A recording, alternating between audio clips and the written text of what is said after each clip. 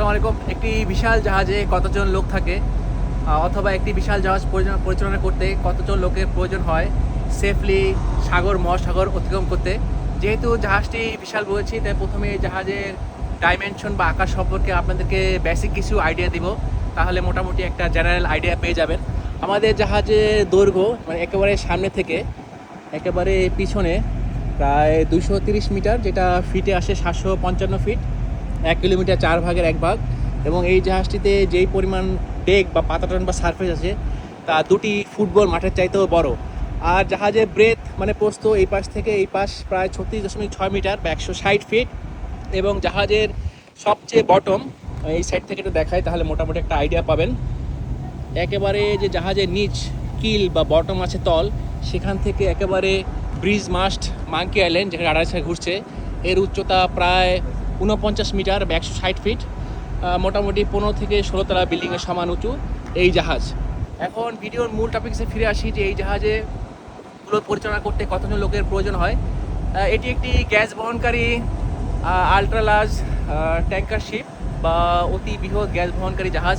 এই ধরনের জাহাজ পরিচালনা করতে অ্যাভারেজ 20 থেকে 30 জন লোকের প্রয়োজন হয়, বাট এই মুহূর্তে আমরা আছি 22 জন। এই 22 জনের ভিতরে নানান রকম দেশের মানুষ উপস্থিত। বর্তমানে আমরা 3 দেশের ন্যাশনালিটি আছি, ফিলিপাইন, ইন্ডিয়া এবং আমি একমাত্র বাংলাদেশি। এই 22 জনের ভিতরে 11 জন অফিসার এবং ইঞ্জিনিয়ার এবং বাকি 11 জন রেটিং বা ক্রু। মেইনলি 3টি ডিপার্টমেন্টে বিভক্ত। প্রথমত আসি নেভিগেশন ডিপার্টমেন্ট। এই যে পিছিয়ে দেখতে পাচ্ছেন যে নেভিগেশন ব্রিজ বা হুইল হাউস, যেটি জাহাজের ব্রেন, এখান থেকে জাহাজ চালানো হয়। নেভিগেশন ডিপার্টমেন্টের কাজ হলো জাহাজকে নেভিগেট করা বা চালানো, অফিসের সাথে যোগাযোগ স্থাপন করা এবং মেইনলি কার্গো বা মালামাল লোড করা এবং ডিসচার্জ করা বা খালাস করা। আমরা ক্যারি করি মেইনলি এলপিজি, প্রোপেন এবং বিউটেন। এবং এই জাহাজ 48,000 মেট্রিক টন বা 86,000 কিউবিক মিটার প্রোপেন একসাথে বহন করতে সক্ষম। নেক্সট যে ডিপার্টমেন্টে ইনভলভ সেটি হলো ইঞ্জিনিয়ার ডিপার্টমেন্ট, যে ডিপার্টমেন্টে আমি সংযুক্ত। এদের কাজ হলো জাহাজে যত মেশিনারিজ আছে, ইকুইপমেন্ট আছে, সেগুলো অপারেশন, মেনটেনেন্স এবং রিপেয়ার করা। এবং গ্যালি ডিপার্টমেন্ট আছে আরেকটি ডিপার্টমেন্ট, যাদের কাজ হলো রান্নাবান্না করা, আমাদেরকে ফুড সার্ভিস দেওয়া। সেটি ডেক ডিপার্টমেন্টের অন্তর্ভুক্ত। সেখানেও 2 জন লোক কর্মরত আছে, চিফ কুক এবং জিএস বা জিএসকে অনেক সময় ম্যাচ বয় বা ম্যাচম্যানও বলা হয়। এই ধরনের একটি জাহাজে আপনাদের মনে কোশ্চেন হতে পারে আমি একমাত্র বাংলাদেশি, আমার কাজ করতে অসুবিধা হয় কিনা। দেখেন, শিপিং প্রফেশনে বা নাবিক জীবনে একটি পজিটিভ দিক আছে যে এখানে হালাল উপায়ে মোটামুটি ভালো হ্যান্ডসাম টাকা পাওয়া যায়।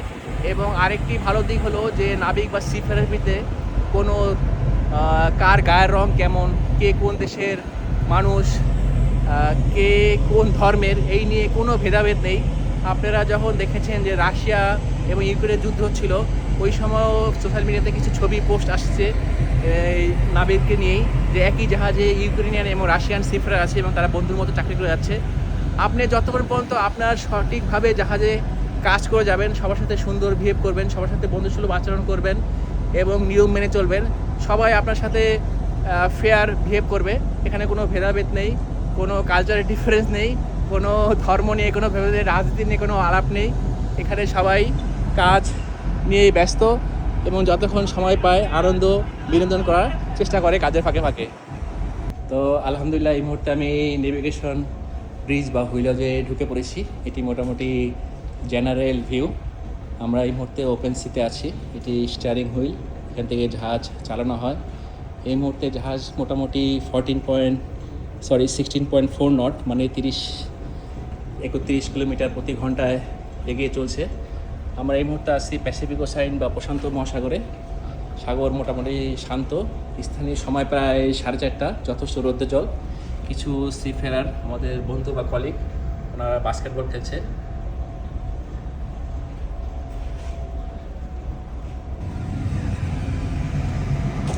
তো নেভিগেশন ব্রিজ হুইল হাউসের ভিতরেই ছিলাম। আপনার নেভিগেশন হুইল হাউসের ভিতরে কী কী ইকুইপমেন্ট আছে, জাহাজ কীভাবে চালানো হয়, যদি জানতে চান আমাকে কমেন্টস করে জানাবেন, তাহলে অন্য একটি ভিডিওতে আমি ডিটেলস জানাবো। এখানে মেইনলি যে ইকুইপমেন্টগুলো আছে আমি তো সিম্পল বেসিক থাকি, যেমন রাডার স্ক্যানার আছে, এগডিস, অনেকটা গুগল ম্যাপের মতো, তারপরে এআইএস, অটোমেটিক আইডেন্টিফিকেশন, জিপিএস, আরও নানা ধরনের ইকুইপমেন্টে ভরপুর। আর সবচেয়ে কমন ইকুইপমেন্ট যেটা সবসময় আপনাদের সবার ধারণা আছে সেটি হলো দূরবীন, সেটিও 3-3টির ভিতরে আছে। তো আমার জন্য দোয়া করবেন, ভিডিওটি পছন্দ হলে শেয়ার করার অনুরোধ রইল। তখন আপনাদের সাথে ছিলাম আমি শাকিল, আমার সম্পূর্ণ শাকিল মাহমুদ, শিপ ছিল শাকিল পেজ থেকে। ইনস্টাগ্রাম, ইউটিউব, টিকটক, ফেসবুকে আমার সেম নামে পেজ রয়েছে। স্পেশালি যারা 4K রেজলিউশনের ভিডিও পছন্দ করেন অবশ্যই আমার ইউটিউব চ্যানেলে সাবস্ক্রাইব করবেন। তো আপনাদের এটি শুভ এবং সুন্দর হোক। এবং আপনাদের যদি কোনো কোশ্চেন থেকে থাকে, মনে কোনো কোশ্চেন আসে, যেহেতু আপনাদের সাধারণ মানুষের পক্ষে সমুদ্রের মাঝখানে আসা সম্ভব না, বাট আপনাদের ভিতরে অনেক আগ্রহ থাকে, তো যে কোনো সময় যে কোনো কোশ্চেন করার জন্য আমি আমন্ত্রণ জানাচ্ছি। আপনাদের কোশ্চেনকে কেন্দ্র করে আমি আমার ভিডিও বানানোর টপিকস খুঁজে পাই, কারণ আমরা যেহেতু প্রতিদিন এখানে একই সাগর, একই আকাশ, একই দিগন্ত দেখে থাকি, আমাদের কাছে এটা নর্মালাইজ হয়ে গেছে, স্বাভাবিক মনে হয়। তো আপনাদের কাছে নতুন নতুন আইডিয়া, নতুন নতুন কোশ্চেন, নতুন নতুন প্রশ্ন, নতুন নতুন আগ্রহ, অনেক কিছু নতুন করে এক্সপ্লোর করার সুযোগ থেকে থাকে। এই জন্য আমি সবসময় বলি যে আপনারা বেশি বেশি কমেন্টস করবেন এবং ভিডিওটি সবার সাথে শেয়ার করবেন, স্পেশালি আপনাদের ফ্রেন্ডস এবং ফ্যামিলি মেম্বারের সাথে। তাহলে সবাই সাগর, মহাসাগর সম্পর্কে জানতে এবং শিখতে এবং দেখতে পারবে। এখানে জানার এবং শেখার অনেক কিছু আছে। এই অসীম বিশাল অন্তহীন সাগর আমাদেরকে অ্যাটলিস্ট যে সবচেয়ে মেইন শিক্ষাটা দেয় যে এই পুরো যে ইউনিভার্স আছে, মহাজগৎ, তার কাছে পৃথিবী একটি বালুকণা। আর এই যে এই বালুক, এত বড় এক পৃথিবী, এই পৃথিবী আর এই যে মহাসাগর, এই সাগরের সামনে আমরা একটি ছোট্ট বালুকণা ছাড়া আর কিছুই না। সো এখানে যে সৃষ্টিকর্তা কী পরিমাণ নিয়ামত দিয়ে রেখেছে পৃথিবীর বিভিন্ন প্রান্তে, এবং উনি নির্দেশনা দিয়েছেন যে আমি পৃথিবীর বিভিন্ন প্রান্তে নিয়ামত ছড়িয়ে ছিটিয়ে রেখেছি, তোমরা জাহাজ নিয়ে সমুদ্রে যাও, আমি জাহাজকে কন্ট্রোল করব, আমি জাহাজে হেদায়েত দান করব, যাতে তোমরা আমার যে নিয়ামত সেটা অন্বেষণ করে, এক্সপ্লোর করে তোমাদের জীবিকা নির্বাহ করতে পারো। সো এখানে সবসময় পানিপথকেই আল্লাহ বিশেষ করে কোরআন শরীফে উল্লেখ করেছেন। এখানে সবসময় আল্লাহ একটি বিশেষ নিয়ামত উপস্থিত থাকে। পার্সোনালি আমি বিলিভ করি এই জাহাজে আমি একমাত্র মুসলিম এবং আমি একমাত্র বাংলাদেশি, এবং আরেকজন আছে সে ইন্ডিয়ান, সেও মুসলিম।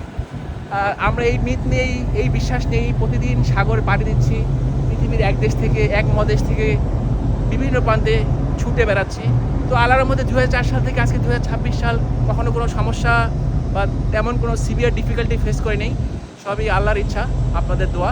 তো সবাই ভালো থাকবেন, সুস্থ থাকবেন। আল্লাহ হাফেজ, আজকের মতো বিদায় নিলাম।